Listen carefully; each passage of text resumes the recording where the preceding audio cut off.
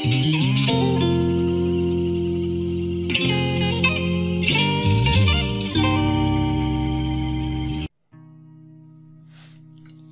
filtres sont une fonctionnalité très puissante, très utilisée et vraiment très efficace. Ici, nous avons un exemple d'un tableau avec un ensemble de valeurs sur différentes antennes avec des chiffres d'affaires, des ratios et des nombres de clients signés. Donc le tableau est un petit peu imposant. J'ai besoin donc de filtrer, ce qui va me permettre de rechercher selon un critère. Pour pouvoir utiliser les filtres, qui est donc une fonctionnalité, il faut tout simplement cliquer dans un tableau, puis sur le ruban, sélectionner la commande « Filtrer ». Les petites flèches apparaissent dans les en-têtes des colonnes. Je vais utiliser par exemple ici la petite flèche sur les vendeurs et je vais donc filtrer les vendeurs. Donc en l'occurrence, par exemple, je vais désélectionner tout et sélectionner seulement par exemple les informations qui correspondent à médicaments. Je coche OK. J'ai donc uniquement la ligne de médicaments. Si je veux choisir un autre vendeur, je décoche et je sélectionne dans ma liste une autre possibilité. Par exemple, Oussama a l'air bon.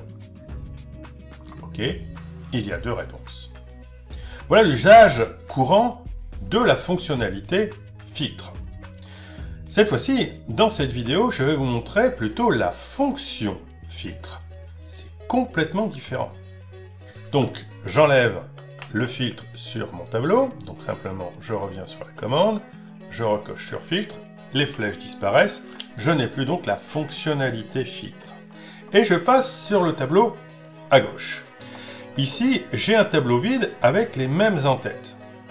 La différence, c'est qu'en utilisant la fonction filtre, nous allons pouvoir filtrer, mais extraire les réponses. Et ça peut parfois être intéressant pour alimenter d'autres tableaux qui vont générer par exemple des graphiques ou qui vont servir dans des tableaux croisés dynamiques. Donc là, je veux filtrer et extraire, d'où l'utilisation de cette fonction. J'ai déjà préparé ici en haut, en B8 et C8, une liste déroulante. Donc la liste déroulante, ici, me permet d'avoir la liste de tous les vendeurs. Donc ça va me servir simplement de critère de sélection. Je me positionne sur la première cellule, ici C11. Et je vais poser ma fonction. Égale, filtre, parenthèse ouvrante. Il y a 2 arguments obligatoires et un 3e facultatif, mais que je vous recommande d'utiliser. Vous allez voir pourquoi. Tout d'abord, le premier argument, je désigne le tableau. Mais attention, quand on dit le tableau, on pense souvent le tableau dans son intégralité, c'est-à-dire l'ensemble des données. Non, là je vais sélectionner uniquement le tableau qui contient les futures réponses qui m'intéressent. Donc là en l'occurrence, je ne veux pas les vendeurs, puisque ce sera le critère de sélection. Je veux uniquement les colonnes qui vont de antenne jusqu'à nombre de clients. Donc, je viens ici dans mon tableau des données et je ne sélectionne que depuis I11 jusqu'à, je descends un peu parce que le tableau est un peu long, là, jusqu'à L41. Donc on le voit ici en bleu, je ne prends que les données. Point virgule. Alors je laisse en relatif. Hein, quand c'est en absolu, je le précise, je laisse en relatif. Là, ça n'a pas d'importance et donc on peut travailler en relatif. La fonction, vous allez le voir, va se propager. Hein, j'ai déjà expliqué ce système de la propagation. Donc là, nous laissons faire et on reste en relatif, ce qui est beaucoup plus simple, effectivement. Deuxième argument, je vais maintenant donner mon critère de sélection. Mon critère de sélection, c'est le vendeur.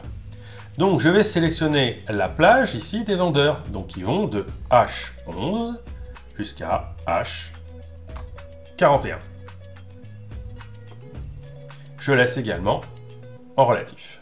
Mais je n'ai pas terminé le deuxième argument. Comme j'ai pris ici la plage des vendeurs, je vais rajouter, et vraiment c'est exceptionnel, on ne le voit pas dans les autres fonctions ni les formules d'Excel, mais dans la fonction filtre, il y a une petite subtilité qui est extrêmement rare. Je vais rajouter ici un égal et je vais désigner la case dans laquelle je sélectionnerai mon vendeur, c'est-à-dire C8. Donc vous voyez là, il faut faire très attention. On sélectionne la plage et on dit que c'est égal à la cellule dans laquelle je vais venir inscrire ma sélection. Et je peux me contenter de cette fonction en l'état, c'est-à-dire en rentrant simplement ces deux arguments obligatoires. Donc je ferme la parenthèse et je vais vous montrer ce qui se passe. J'ai un message d'erreur qui s'appelle dièse calque. Dièse calque, ça veut dire je ne peux pas calculer. Je ne peux pas calculer tout simplement parce qu'il n'y a pas de vendeur indiqué ici en C8. Et donc, pour éviter d'avoir ce message d'erreur, je vous recommande de transformer la fonction, donc en revenant dans la barre de formule, et en rajoutant un troisième argument, qui est le si vide. Donc pour cela, je vais mettre point virgule, et que fais-je si c'est vide? S'il n'y a pas de critères, je mets guillemets, guillemets. J'en ai parlé assez souvent de ce guillemets, guillemets. Ça veut dire tout simplement, je ne fais rien, je n'affiche rien. Je valide. Et effectivement, comme je n'ai pas encore saisi mon vendeur, il y a une erreur, mais ça ne génère pas un message d'erreur dans la cellule dans laquelle il y a le filtre. Je vais maintenant activer cette fonction. Donc je viens en C8, j'ai ma petite liste déroulante, j'ouvre et je sélectionne le vendeur, par exemple médicaments.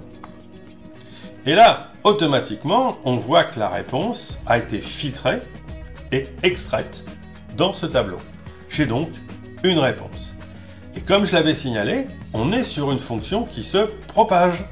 Donc du coup, simplement en ayant positionné la fonction ici en C11, elle a été chercher les autres informations des autres colonnes et elle a propagé son information. D'ailleurs, on le voit, si on clique sur les différentes cellules, dans la barre de formule, la formule est en gris. Elle n'est pas accessible, elle n'est pas modifiable, mais ce grisé montre qu'il y a une cellule avec une formule associée.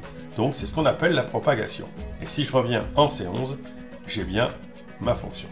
Allez, pour continuer notre démonstration, je vais revenir ici dans la liste des vendeurs et je vais sélectionner un autre vendeur. Donc par exemple, Annie Croche. J'ai donc les informations d'Annie Croche. Et un dernier essai avec Oussama Lerbon.